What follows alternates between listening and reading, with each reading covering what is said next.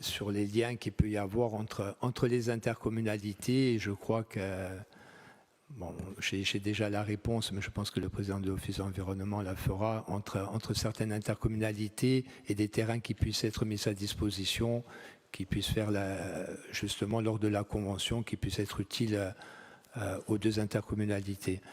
Pour revenir sur le coût du traitement des déchets, Marité le disait, en 2015, nous étions à 118 €, 118,50 €, il me semble, le traitement de la tonne des déchets.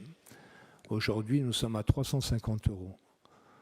C'est-à-dire que nous avons pris 230 € sur une tonne. Bon, une petite intercommunalité comme la nôtre, nous avons 4000, 4500 tonnes. En fait, nous sommes pratiquement à 1 million d'euros en surcoût de traitement de déchets en quelques années. Donc nous sommes pratiquement des civomes, on va dire, de déchets, hein, parce que nous avons un tel déficit sur les déchets qu'il nous est impossible maintenant d'investir dans les compétences obligatoires que nous avons. Il y a cette crainte aussi de voir, bon, est-ce que toutes les intercommunalités, comme le disait Marité, mettront à disposition de terrains? Ça peut être compliqué. Et quel terrain? Si toutes les intercommunalités demain vont mettre un terrain uniquement pour faire des biodéchets, est-ce qu'après, je pense qu'il y aura une harmonisation un peu et une vue globale de ces terrains qui sont mis à disposition pour avoir un équilibre territorial des infrastructures. La question que je me pose, c'est vrai qu'on parle beaucoup des usines de surtri, mais nous, par exemple, elle va être implantée, si c'est toujours le cas, à quelques kilomètres de notre territoire.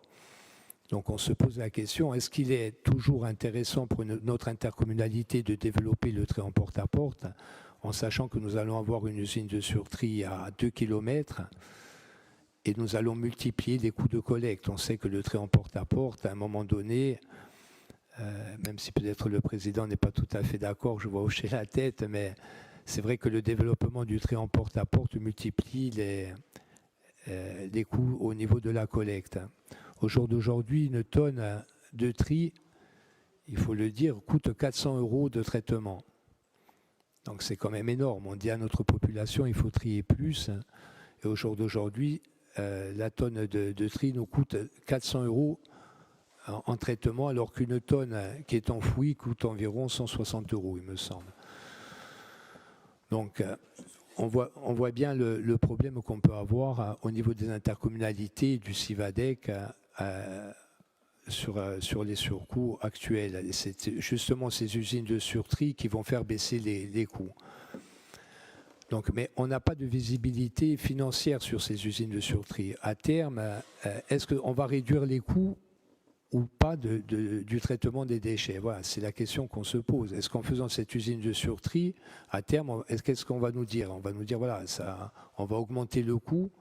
Est-ce qu'il va diminuer? Est-ce qu'il y a une étude qui a été faite? Et on n'a pas, nous, au niveau des intercommunalités, ces informations. L'observation que je voudrais faire, c'est que on se réjouit de ces conventions. Comme l'a dit Marité, elles auraient dû être mises en place depuis un certain nombre d'années. Mais c'est l'harmonisation peut-être du règlement des aides au niveau de la collectivité,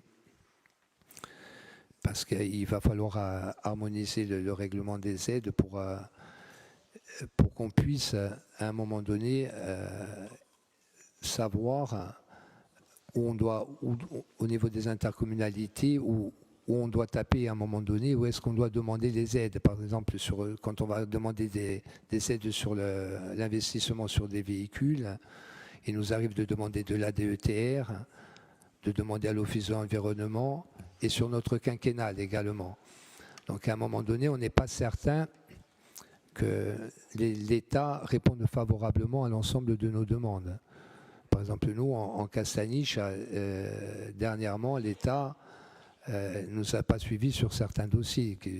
Donc, à un moment donné, ça va nous faire perdre du temps et il faudrait qu'il y ait une harmonisation un peu des aides. Est-ce que c'est sur ces conventions, l'Office de l'environnement, est-ce qu'il y a une enveloppe? Est-ce qu'on va être financé véritablement à 80%?